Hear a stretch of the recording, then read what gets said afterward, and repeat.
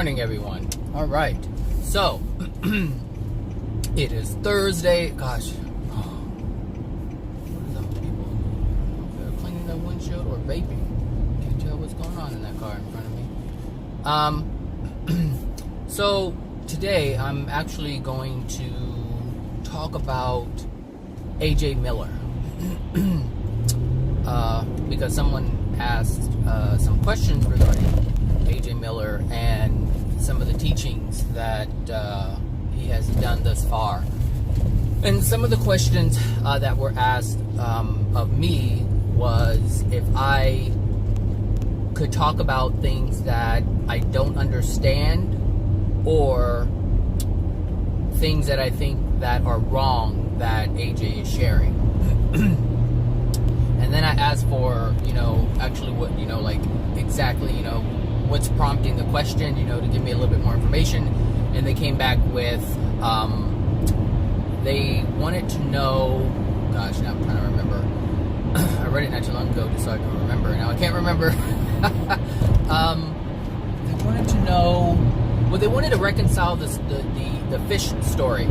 So the fish, everyone knows that, the story of, Jesus, multiplying fish, which is not the case. That's not what Jesus did. What Jesus did was show where the fish were, and where the fish were in abundance. And so one of the questions regarding that is if it's unloving to eat meat or kill animals and eat meat, then why would Jesus do that if he was at one with God? So that's the part that they couldn't understand. So I remember hearing this story, which is why I can talk about it, but I remember hearing the story. However, there's a component or a few components that I'm not aware of, and so I'm not sure if I can explain it correctly or even have the right answer to this. But I'll try, because I was thinking about some things. But anyway, let me, and there was another one too. It was a fish thing, and I thought there was another one. Fish.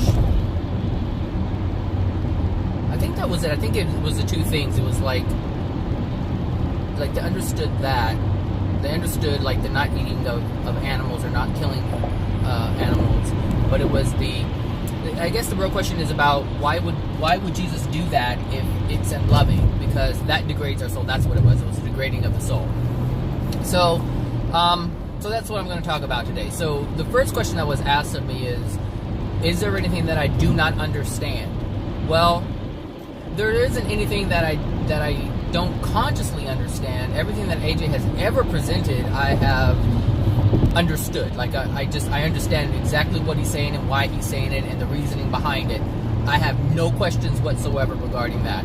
However, since I don't know everything, nor do I know everything that he knows, of course there are some things that I don't understand because I don't know them yet. But I don't have any problem absorbing the information. I don't have any problem understanding the information, and that's probably why I like it so much. If it were like math and I struggled with it, then no, I wouldn't like it. But I don't have an issue absorbing the information, understanding the information. I think it's quite clear. I think it's quite logical.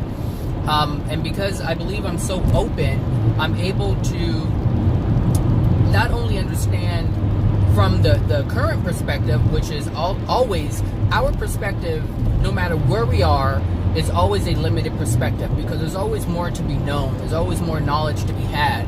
And this is an understanding that I have, so there isn't any absolute that I put out there and say, okay, this is a truth, and now I have to move forward with that. No, I'm always aware that there's something more, and this is one of the reasons why I constantly listen to the videos. I constantly listen to the teachings, and I constantly listen to the spirit channelings, because I learn a great deal every time I hear something. And like the video that I mentioned before about the foundation, I forget what I titled it, but it's something about the foundation understanding or something like that. Every time I learn something new, I have a newfound perspective, and that perspective allows me to see more. But in addition to that, the new perspective allows me to see more in what I viewed before. So the same thing that I saw, this like, I mean, you watched a movie and you're like, oh, I don't remember seeing this part, or I don't remember understanding this part, or I don't remember this happening. It's because you have a newfound perspective. There's a different clarity, or more of a clarity that you have the second time around, which allows you to see more of what was already there. So, and this is what I've come to understand, is that every time I learn more, I see more, and every time I see more, I learn more, and every time I learn more, I see more, and every time I see more, I learn more, and this is a constant cycle of evolution. Like, this is how we expand our consciousness, is by absorbing and learning and looking and absorbing and learning. And I mean, because you can see something and not get it, but you want to be able to see something, get it, and then use that newfound get it that you just got to see something completely different than that you couldn't see before. So this is why I don't struggle with divine truth, because I see it as very logical. And not only that, I see it in my life. And I was talking to a gentleman, actually a young man, yesterday, and he was just starting out in life, and he had, he was just getting off work, and I said, he was like, he's, at the end of this assignment, he said it would help his parents out, blah, blah, blah. And then he said, but he doesn't like the corporate world. He doesn't like it. Like, this is something it doesn't resonate with him, and it makes him feel awful. And he doesn't, and what he said is he didn't like the dishonesty. He's like, he goes, it seems like every even, small talk is just, everything is just not true. Like, everyone just wants to say whatever is convenient or needed at the time for, and it's interesting because I was just talking about this in terms of your own selfish gain, exploiting people, and you basically lie, and you prey on their vulnerability or whatever, and to get what you want. And that's exactly how the corporate world is, and this is what he did not like. And then he said his parents are trying to get him to be a lawyer. I'm like, oh my gosh, like, that is really going against the core of who you are, because this guy really is standing behind truth. Like, he wants to be truthful, but he finds it so difficult to do that because of whatever reasons. And so, I explained to him, he goes, it's so hard. He goes, you can't do it. And I was like, yes, you can. I'm like, I'm very honest. I'm very upfront and truthful in everything that I do. The things that I'm aware of, obviously. Like, I won't just lie to someone. I'm like, look, this is the truth, and if you don't like it, you don't like it. And even in the business world, like, people don't mess with me. Like, I know where I work now, I could never be promoted, and I can't ever get raises. I understand that, and I understand why, because the place where I work is based on you will get rewarded, or I will reward you if you do my will, and I will not do anybody's will. I will do my will, and my will is based on truth. My will is based on love, and so I already know I can't get anything from Satan, if you will, because I'm not, even though there's no Satan, but I'm just using it as an example. It's like I can't get anything from Satan because I'm not willing to do Satan's will. Does that make sense? Like, I can't get something from the person who runs the agency because I'm not willing to do their will. I'm only willing to do my will, and my will is always going to be in alignment with love. It's always going to be in accordance with love. It's always going to be in harmony with that which is true. And that's it. That is it. And I stand by that. And I told him, like, integrity is the one thing that I have that is most important and trumps everything else. Because if I give up my integrity, then who am I? I'm the person that other people want me to be, and I'm not that person. I will not be that person. And so I have to maintain my integrity and move forward in that manner, because one, I know the power.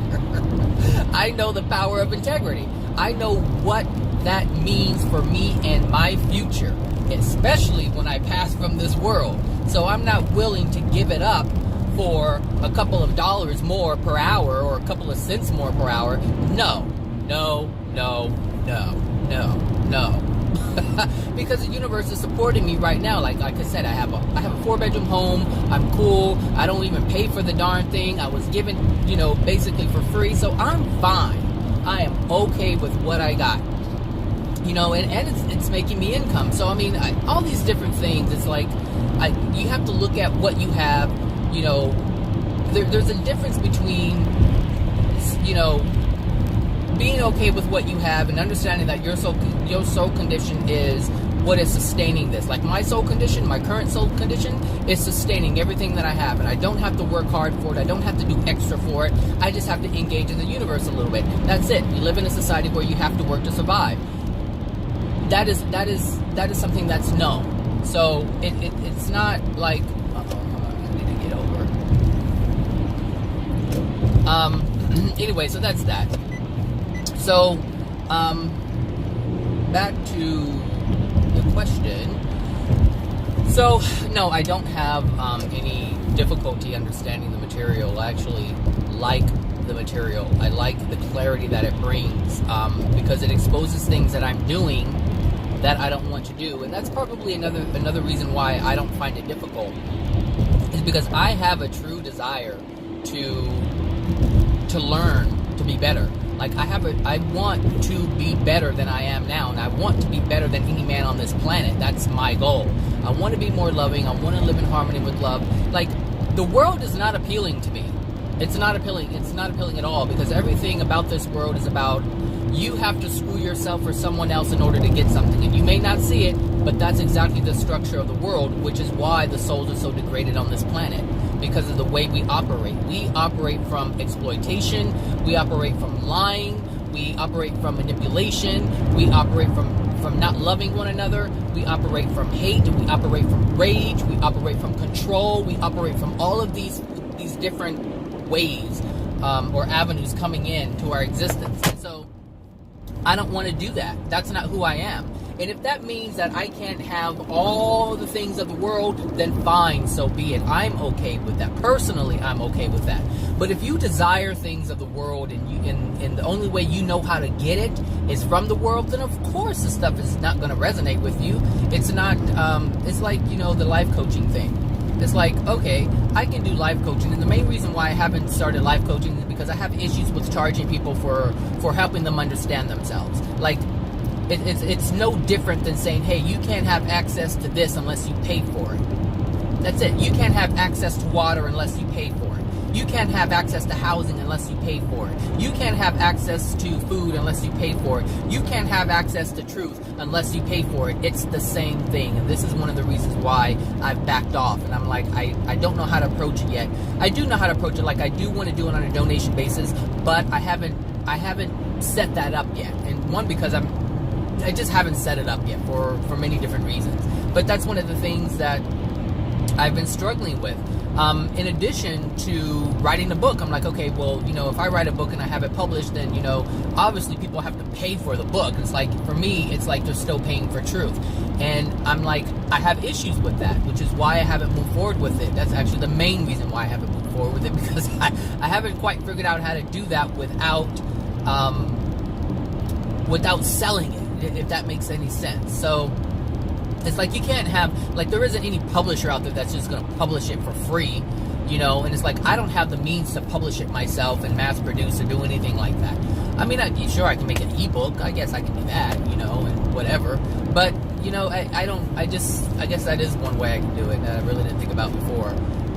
But, there's just a lot of reasons or a lot of things that I won't do because it's not in harmony with love, and I haven't figured out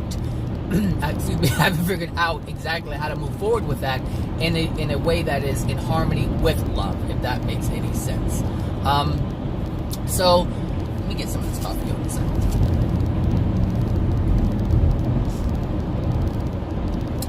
Oh, that's pretty good.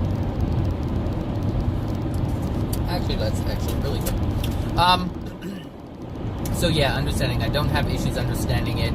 It's not okay. So understanding it is something completely different than implementing it. To implement the truth, now that's much more difficult, because there's certain things you can't implement because your soul condition is going against it. And so you have to get your soul on board and your mind. You have to get everything on board in order to carry something out.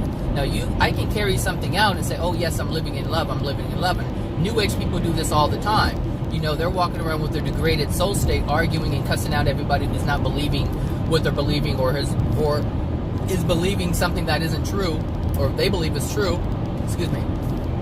and they're rah, rah, rah, rah, rah. But at the same time they're putting rainbows and butterflies and, you know, loving and light and energy and frequency and razor vibration and playing singing bowls and banging on singing bowls and, you know, sitting Indian style and doing yoga and chanting and all these different things people are doing, and yet they have a degraded soul.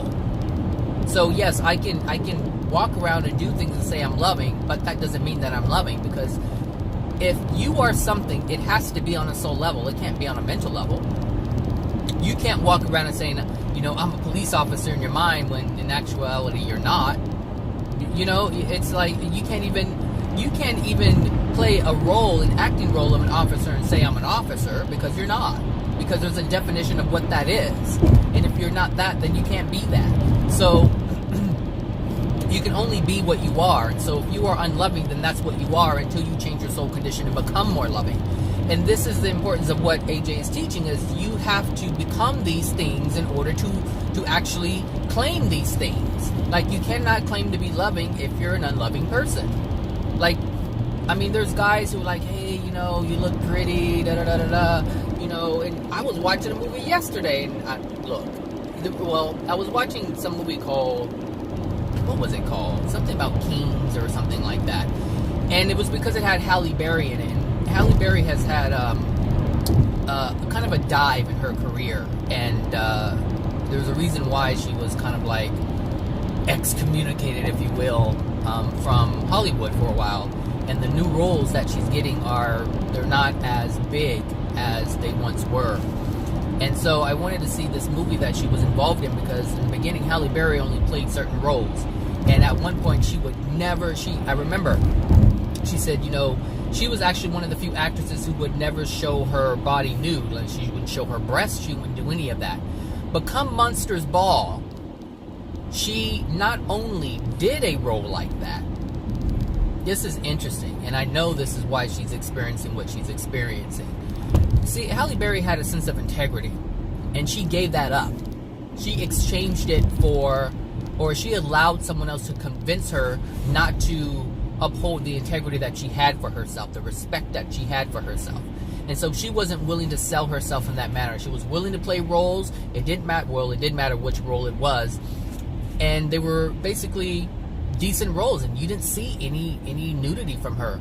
But then come Monsters Ball, not only did she just show her breasts, she was being like screwed by some guy, like in a very angry way. Like, she was really literally being abused by this man. And I know that did something to her. It did something to her, and that changed her law of attraction. She just felt, she felt so awful and bad about herself.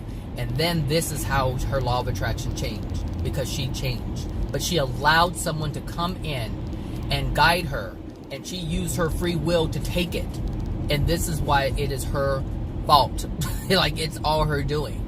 She did not have to listen. She could have, because there were some people who convinced her, hey, you know, this would be big for your career, da-da-da-da-da, you know, you'll be a well-rounded, you know, actress, and da-da-da-da-da, and they convinced her. They convinced her of this lie. And the thing is, it didn't yield what they promised her. It yielded the complete opposite. But it's because of how she viewed it. She did not view that as something that was good for her. She did inside on a soul level, she did not view that. And when she did that, she felt so awful about it, and that changed her whole law of attraction. This is why I say it's important not to worry about what other people are saying to you, because they are the ones who put things in your mind, and it changes, and depending on how you feel about it, changes how you feel about yourself. So this is why it's important to not have judgment, because if you don't have judgment towards these things, this is one of the reasons why people have issues with themselves, is because they judge those things. Like, they judge other people for who they are and what they do and all these different things. They have judgment towards those things. And once it happens to them, they have to judge themselves because they have judgment for that thing. And this is why it's important not to have judgment. This is why it's important to have an understanding as to why people do the things they do. Understand that people do things. People who any unloving thing is because they don't understand why they do it. And so instead of making fun of saying, oh, no, you're this and you're that and you're an a-hole and you're this and whatever, understand that they're those things because they don't understand how to not be those things. So you can't judge them, you just have to understand why they're doing it. So if there's ever a point in your life where you end up doing it, then you won't hold judgment against yourself. You'll understand that, I understand that I did this because I wasn't thinking. I wasn't clear as to my actions. I wasn't clear as to the consequences. I wasn't clear as to how this was going to affect me. I wasn't clear how this was going to affect someone else. Now that's understanding, that's compassion, that's having love for yourself. That's giving yourself a break, like the Creator does not live in judgment. It does not exist in judgment, I should say. And so we should not exist in judgment either. We should look at ourselves and be able to understand that we are in a flawed state. If you can understand that, yes, I am in a flawed state, and the decisions that I make are going to be flawed because I'm not aware. But the fact that I am aware of this gives me a better chance to fix it, to correct it, so that I am no longer in a degraded state as previously. As I previously was. So give yourself an opportunity to change. And so this is one of the things that was happening, and I sensed this in the question that was being asked to me, or asked of me. It was like, okay, they were trying to figure out, because they're looking at it from a black-white perspective. So they're actually trying to, they're seeing, what should I say? They're seeing what word would I use? They're seeing, not in a really great clarity. They're seeing, I'm not sure what word I'm looking for right now, but I guess I'll just explain it without using a word that would explain it. I'll go the long route. Inconsistency. They're seeing inconsistencies in the story, but there's a lot of the story that they don't know. For instance, when they said, the person, Jesus had, shown them on the boat where the actual fish were. I remember hearing this, and I remember understanding the context of the story. And it wasn't about, oh, you're hungry.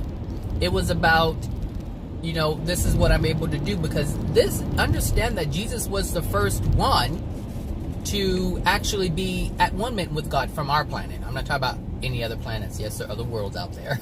For those who are just tuning in, there are many other worlds out there with souls just like us who are having similar. And so the person that we know as Jesus, other planets have had that one soul who has figured it out just like Jesus figured it out. All right. So we have to understand that Jesus was the first one to become or be at one with God. So there's many reasons why someone would demonstrate this ability to show, like, this is what can happen. You can have this kind of power, this kind of knowing, because it was all about, he knew exactly where all the fish would be. Like, he knew, like, there's an abundance of fish, and there you have it, an abundance of fish, because that's where it is. It's no different than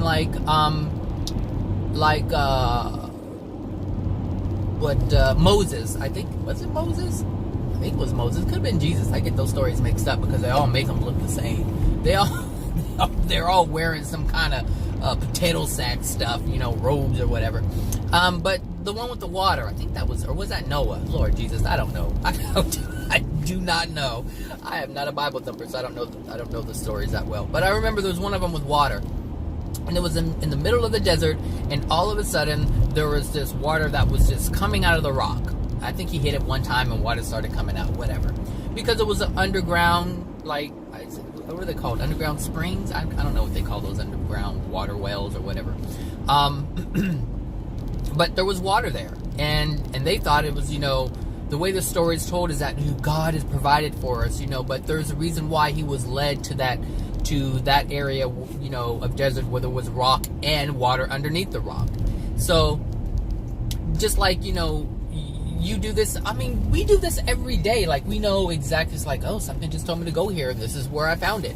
When you're looking for something, when you're desiring something, and you don't see it. Your eyes, they don't see it. Your mind really doesn't have any idea where it is, but something just leads you to a certain place. Even if it's your keys, like sometimes your keys will be somewhere, or something else will be somewhere, and something just told you to go in there and get it. Just go in this room, and there it is. It was there. So people make these stories up to be, this grand stuff, but that kind of knowing, that kind of intuition is something that we all have today. It just depends on if we are allowing of that intuition, if we listen to the intuition, or if we completely ignore it. That's it. So anyway, that's, this person was looking at inconsistencies, and so there's you have to ask yourself, what was the reason for what was happening? And now I want to go back and find that video and and look at it, so I can have a more clear answer for this question. But I do remember it. But what the person is trying to reconcile is, if it's unloving to kill an animal and eat meat, then why would someone who is loving do something like that? That is the real question. And the reason why this question is being asked is because it's very difficult for this individual to believe that this person is who he claims to be.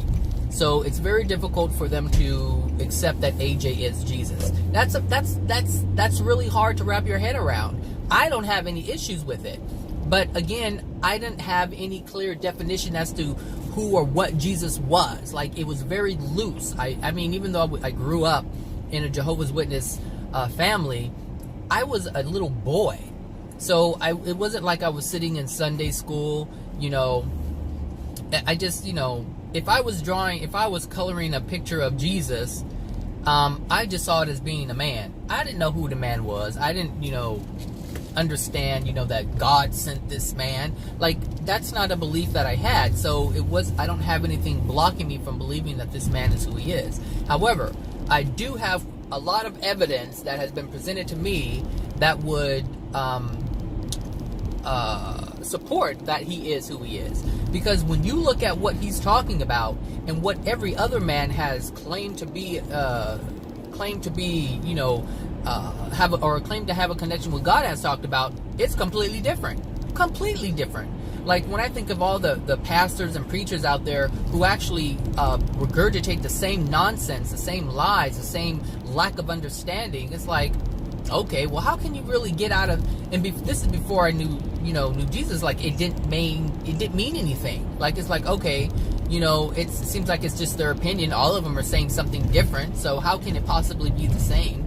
How can all the churches talk about something different or believe that there are different ways, and they're all claiming to be of the same denomination or background or Christianity or whatever? How can it all be different and yet claim that this is the way? That didn't make any sense, and this is what pulled me away from religion as a kid. Like, when I was 7 years old, I understood at that point, I'm done. I am done. Like, that's not going to happen. And actually, I am the first child of my mother who she gave that option to. She didn't give my older brother or sister that option. They did not have. She gave me the option if I wanted to go to a church, and when I said no, that was it. She didn't force me to go. Sometimes I stayed. Sometimes she went, to church across the street. I didn't want to go, so I just stayed there. I stayed home. I didn't go to church. I didn't have to. She did not force me. And so this is why I'm able to see things the way I'm able to see them, because I didn't have anything that was pressed into my mind and solidified that prevented something else from coming in. And now this is really interesting. I have not shared this with anybody. But yesterday I was driving and I was thinking about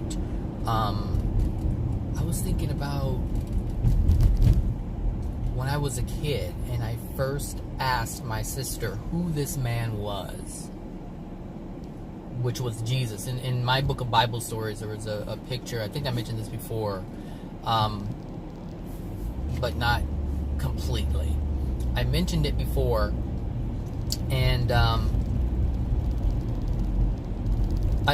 I saw the picture and I said, "Who's that?" Now, out of all the pictures in that book, my book of Bible stories, there's a lot of illustrations in that book for children. and some of them are just outrageously crazy. But there was just a simple picture of this man standing in front of this woman, and this lady was kneeled down, I believe, and I asked, what is he doing? And she said, he's healing her. Like, she's sick. I remember her saying she's sick and he's making her better again. And at that point, I was like, I want to do that. Like, that's what I said. I remember, I want to do that. I want to do that. I want to be like that. I remember saying that to myself. And and so this is actually one of the motivating reasons why I got into QHHT, the hypnosis thing, is when I heard Dolores Cannon talk about how she was able to heal her clients, I was like, this is what I've always wanted to do. I want to be able to heal them. Like, she talked about, bones being realigned. She talked about the livers and kidneys being regrown, like made new again. Like, the damage would just dissolve and a new one would manifest within the body, because we're all energy, And I was like, I want to be able to do that. I want to do that. And that was one of the motivating factors that moved me into doing QHHT. But as I got into it, I understood that I wasn't the one, or I wasn't going to be the one doing the healing, because Dolores stressed this very clearly. I'm not the one healing. She called them our spirit friends are the ones, or the higher self. That's what you would call it. But then I later understood, after I understood that there were spirits basically doing it, I found out that we didn't have a higher self. And there were spirits and we have guides and things like that, but there was a lot of spirits who are not above the sixth dimension, who would lead us to believe that we are the ones, or, they are the higher self, or whatever, and I understood that this isn't the case. And so it took away, it's almost like, well, I wanted to be able to heal people, but I found out that I'm not able to heal people, so it just kind of took away, like, all the fizz. It's like a brand new bottle of Coke. I was so excited, but after a while, like, the fizz just dissipated, and it was not enjoyable anymore, and it was just flat. And that's one of the reasons why I kind of got out of it, is I understood the truth of it. I was like, well, I don't want to do it this way. And then I ran across AJ, and I'm like, well, now I understand that if I were to have really carried out this for a long period of time, I would have degraded my soul. But my point is, I wanted to be and do something when I was a child. And I remember I said there's a lot of things that we have, these desires that we have as children, that come to manifest itself. And a lot of these manifestations come to fruition. Like, they just happen. They come. And sometimes we forget that we asked for these things.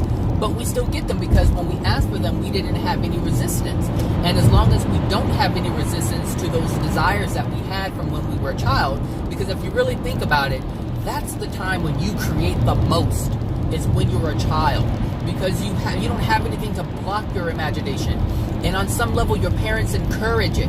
They're like, go ahead, draw whatever you want to draw. Yes, darling, you can be a police officer. Yes, darling, you can be a judge. Yes, darling, you can be an astronaut. Yes, darling, you can go into space. Yes, darling, you can do all of these things. And moms and dads, they like, okay, he can do whatever he wants. I'm not going to, shatter his or her dreams. Let their imagination just go ahead and be. And the thing is, some of these people who had childhood imagination or childhood desires like this, based from their imagination and conjuring up all kinds of things that they wanted to do, a lot of these people have done them. A lot of their childhood dreams have come to fruition. And I remember, like I said, saying, I want to do that. And the thing is, it came about again when I ran across QHHT, because I saw it as an opportunity to do something that I have always wanted to do since I was a child. But then I understood the truth of it, and understood that which I thought was not. Meaning the QHHT healing, that which I thought I would be carrying out healing, I understood that I would not be carrying out any healing, that spirits would be assisting. And then I understood how unloving that is, because I understood that the pain that people go through is a corrective measure to help them correct themselves so that they have a better experience, so that they fix the things that are in their life that are causing the pain or the sickness or the illness within their body. Does that make sense? So, and this is one of the reasons why they say in QHHT, not all people can be healed. Some people can be healed, but not all people can be healed of their physical ailments. And the reason why that is because you have to have a desire to understand why you did what you did. And Dolores Cannon stressed this as well. You have to understand why you created it and not have a desire to do it anymore. So you have to learn your lesson. But if you don't learn your lesson, then it can't be healed. And this is one of the things I understood. And so, it was said from the beginning, you can only be healed if you allow yourself to be healed. And this is what they meant. So like I said, there's always that I wanted to do. I wanted to be able to heal people like that. And then yesterday, like I said, yesterday when I was driving, I was like, why do I get this? Like, why do I understand what AJ is saying just as he says it? Like, I don't need any supporting information or whatever. Like, whatever he presents, I understand, I get it, and I see how it fits with the other pieces. Which I find people are having trouble with, and I didn't think people had this kind of trouble. But when I look at the videos and I look at the questions that people are asking, I'm like, I already know the answer to what they're asking. And I haven't really looked at the fact that I get it. I haven't looked at it like that. And maybe that's because I have some doubt in my mind. Maybe I feel, I don't know, like I don't communicate with other people a lot. So, and obviously there aren't a lot of people that I know that are actually on this path and learning these things. So all I have to go by are these people in these videos who ask these questions. And I'm like, he already said that. Why don't you get it? And that's my thing in life in general. Is like, someone had brought this to my attention about, when we're in staff meetings, and there was this, an incident with the client, and the client, the thing is, a client has a free will, and we can't force that. And so we have to be mindful of that. And so there was a lot of frustration because a therapist was trying to get control of something, but they didn't have any control. They didn't have any more control than the client gave them. And there's a lot of information that they didn't know because the client wouldn't give this information. And so they were frustrated with the client, and they were frustrated with themselves because they didn't know how to move forward with it. But they didn't know how to move forward with it because the client didn't give them the information in order to move forward with it. And so I saw the whole thing, and I'm like, why are we even having this conversation for 15 minutes? Like, nobody has any control here unless the client gives them control to do something. And so I just asked a simple question. I said, I just simply said, we cannot do more than the client allows us to do, period. And if they have engaged in a contract with another agency and we don't know the ins and outs of that contract, we have no jurisdiction there. It's between the client and that other agency that they entered a contract with. And so whatever that agency is going to do, they are going to do, and we have nothing to say about it, period. And that's it. That was just the truth of it. And that just put everything to rest. But when I said it, I guess I was kind of like rolling my eyes a little bit because I was getting frustrated that we were just sitting there wasting time talking about nonsense. And, the answer was clear. This person engaged in a contract with an agency that we don't have any control over. Therefore, we cannot do any more than what we can do. And we cannot do any more from the space of what we know of. If we don't know something, how can we move forward? And this was the frustration that was going on, is they were trying to reconcile, like, how do I do my job or do what I'm expected to do in my job if I don't have the information? And the bottom line is, you can't. You can't do your job because you don't have the information to do your job. You don't know what your job is to do because you're not clear. And the reason why you're not clear is because the client isn't sharing information with you that you need in order to make the decision that you need to make to do your job. And this is what it was. But anyway, I just put it to rest. But when I did it, I kind of rolled my eyes like, oh my God, like, you guys can't see this.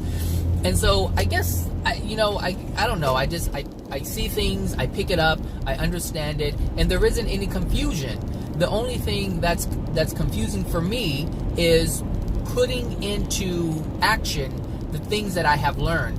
That is the difference, because there are things within me that I don't yet recognize, and this prevents me from taking action. For instance, there's a lot of things that I can't release emotional injuries about. Why? Because I have an issue with this whole crying thing sometimes. So there's a fear in doing that. But I haven't isolated exactly what that fear is. If that makes any sense. I cannot move forward with information. I can't move forward in a direction if I don't have the information to move forward with, which is no different than what was happening in that meeting.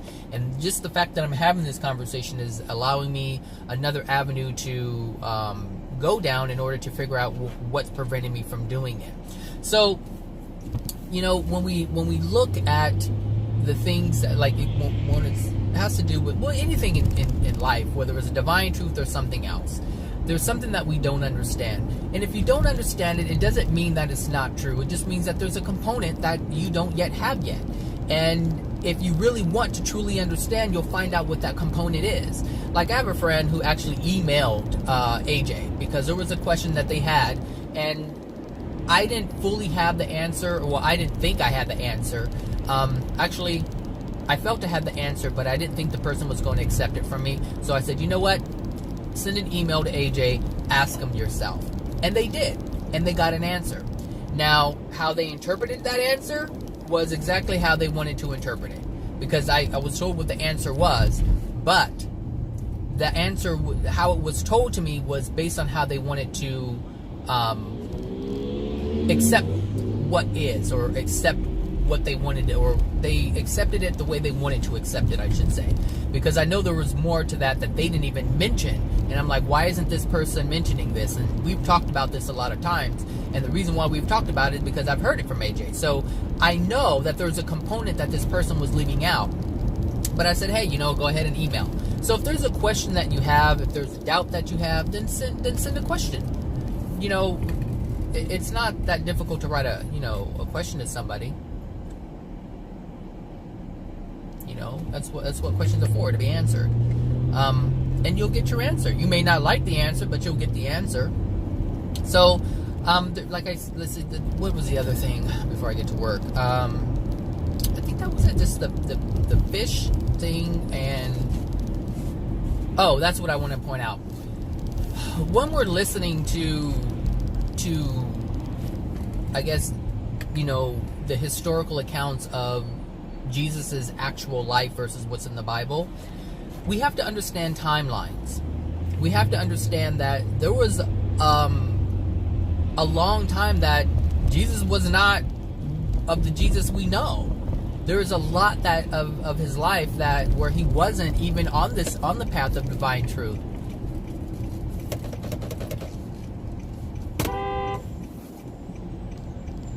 We ain't got all day.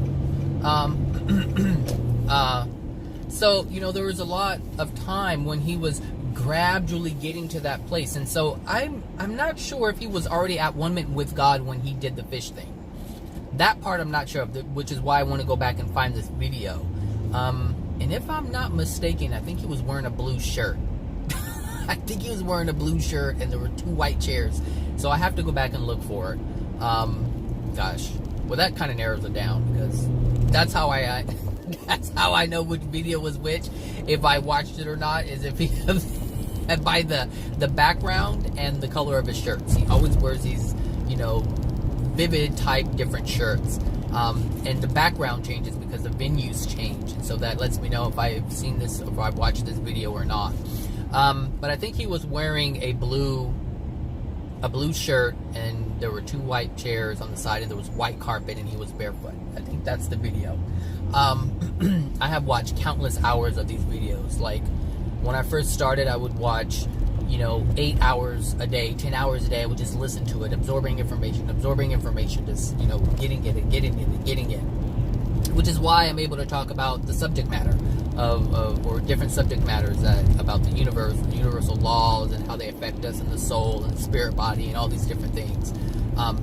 It's a lot of information, but once you have it, it's not a lot of information, and you see that it all ties together.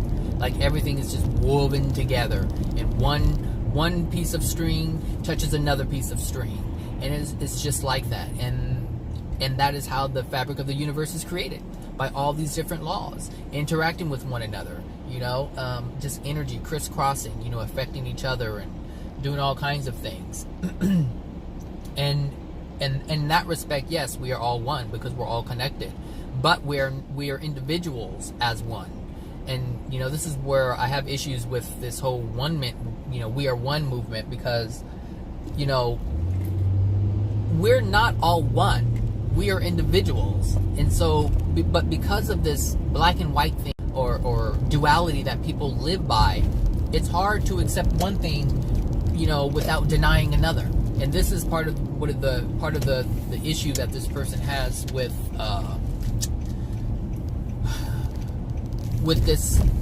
these stories. It's like, well, if he said this and I heard this then this doesn't make sense. The question that we have to ask is, in what context was it presented? What was happening at the time? What was the reason for doing it? It's like, the thing is, just because Jesus, if this is the way it happened, just because Jesus was at one with God does not mean that everybody else was, because everybody else was not. And so it's like, okay, I won't do this for myself. It's like, I won't okay, like this. Well, one, because I'm not at one with God, so let me just put that out there. I'm not claiming to be that, because I'm not. I know I'm not. But if I decided to be vegetarian and I didn't eat meat, and I had my nephew with me, and we were all hungry, and the only thing that was there to eat was fish, then yes, I would feed him fish. I wouldn't allow him to suffer in that manner. One, because he's completely unaware of what's going on. Like, he doesn't know that, the difference between right and wrong in terms of eating meat. Does that make sense? He doesn't know. But if I allow him to die because I won't feed him fish, he'll never know. He'll never know. I'll never have the opportunity to teach him. Does that make sense? To where he can make a free will choice or a free will decision on his own. And, if I look at it like that, in terms of if Jesus was at one with God, Jesus did know, but nobody else did. And he was trying, I believe if that was the case, then he was trying to show them, hey, look, this is what I can do. This is what you can do. You can have this kind of knowing, this kind of power. But the thing is, he wouldn't use that for himself. But he wasn't dealing with other people, other souls that were at one with God. He was dealing with souls who were not. He was dealing with souls that were in a degraded state, which is evident by the fact that they would eat the meat. Does that make sense? So, I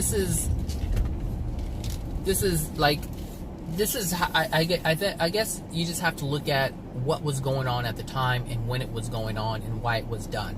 Which is why you can't assume it's almost like you can't assume what was going on at the time if you don't know what was going on at the time. Like, we were not there 2,000 years ago. So, I don't know what was going on when this happened. I know that someone had asked a simple question of, did you multiply fish? No, I did not multiply fish. What I did was, I was on the boat with them, and I took them to where the fish were abundant. That's it. That's all he did. And that was the end of the story, basically. And so someone's trying to reconcile what happened without having the full story. And so this is why I say, if you have a question, then ask the question. Send an email. You can't comment on his videos, but you can send an email. They'll get back to you. There's a group of people who can answer the question if it's not actually AJ. But my friend got a relatively quick response. So I don't see what the problem is in terms of that. I asked the question a long time ago, actually. And it was a question God, what was it? It was a timeline question. And after I asked it, I didn't need the answer anymore. Like, I figured it out. Like, I was like, I already know why this happened. And that was it. And I don't remember if I sent an email saying, no, never mind the question, or they didn't respond. I don't remember. But I remember I had the answer to it. So I don't know. That's what the video is about, AJ. You know, do I think that any of his teachings are wrong? No, I don't. And he's very upfront in terms of the things that he doesn't know yet, because there are things that he didn't know when he first, back like in 2009, there are things that he did not understand fully, and there are things that he understands now more than he did before. So sometimes, you know, he may say something without having the full understanding, but having partial understanding. But later on, as he becomes closer to God by releasing the emotional injuries and becoming at one with God, as he becomes closer to that, he gets more clarity, as we all gain more clarity as we have a deeper, better understanding of ourselves and things around us. So as he has more clarity, he shares that clarity. And some things may seem to be contradicted, but if you really look at it, it's not that they're contradictory, it's that there's a better understanding and it's explained differently. What we have to be careful of is our lack of understanding. What we have to be careful of is how we see things, the duality that we understand things to be. The thing is, the truth always has more truth attached to it. Like there's an event that happens, and there's a truth about that event. But there's always a reason behind, more truth behind that truth, and more truth behind that truth. And this is what we are going to come to understand as we progress, is that every truth has a higher truth, or a broader understanding, a more understanding, a deeper understanding as to why that is. Like, why are we here? Well, we are here on earth as our first incarnation, and the rest of our existence is going to be in the spirit world. So there's a time here on earth, a very short period of time where we're here on earth, and we're having an experience where we're learning about how to create. We're learning about matter and physicality and the cause and effect. We're learning. That's just what's happening here. But the thing is, things move very slowly here. We manifest slowly. Things progress or move in a slow way in order for us to get our bearings and understand how things work. Because once we pass, things are going to move very fast, very rapidly. I mean, rapidly. Like, people are able to manifest things just like that. Like, you don't have to wait for something to grow. You want something, it appears, depending on your soul condition. So if you're in a darkened place, then no, you can't manifest fast like that. Things are going to happen very slowly, whereas other things will happen quickly. Like the spirit that was panicked when he passed, that spirit was in a dark place for 31 years. We're playing the same thing over and over and over. And he, as he thought about it, it's like he re-experienced it over and over and over again, just like that. Whereas here, we don't have that. We have a thought, you know, we can stop the thought. It doesn't happen to us. We don't feel the effects of it. And at any given time, we can turn our mind away from it. You know, we can change our thought really quickly. But in the spirit world, once you're engaged in it, it happens full force. And so the thing is, but there's a bigger truth. That bigger truth is, we're here to learn how to create, how to manifest, so that when we move to the next level, we have some type of understanding, some type of bearing as to where we are and how to get to where we want to go and things like that. It's just a learning experience. And that's just all there is to it. There's a bigger reason as to why we're here, because there's a bigger experience to be had. But in order to have that bigger experience, you have to have the foundation first. And you have to add to that foundation, and it expands and expands, as I said before. So anyway, that's the video. Do I believe AJ is being untruthful? No. Is there anything that I don't understand about it? Yes, but I'm not aware of what that is yet, because I haven't heard of it yet. So, of course, there's a lot of things I don't understand because it hasn't been presented to me yet. But when it does, I'll have a greater understanding.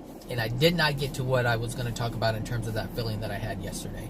I had a chill, is what I had. And chills, if you've experienced these things, I don't experience chills at all, really, unless it's like super cold. But I wasn't in that situation, and I wasn't focused on the cold to where I felt the chills.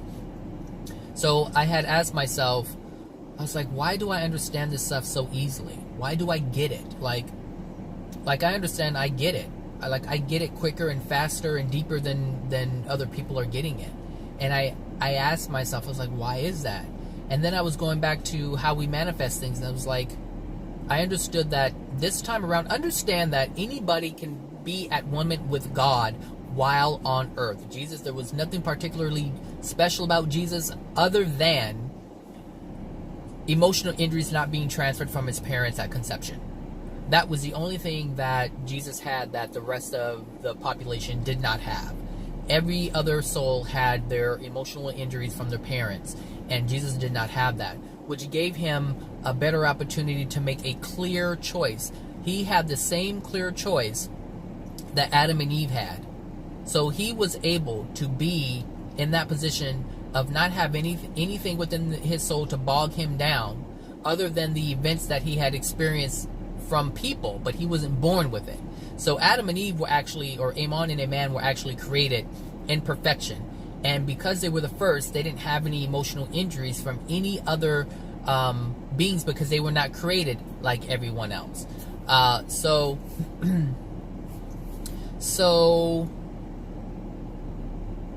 they were different in that respect. Whereas Jesus didn't have anything transferred to him, but as soon as he was born, he received the unloving things from his parents and his environment.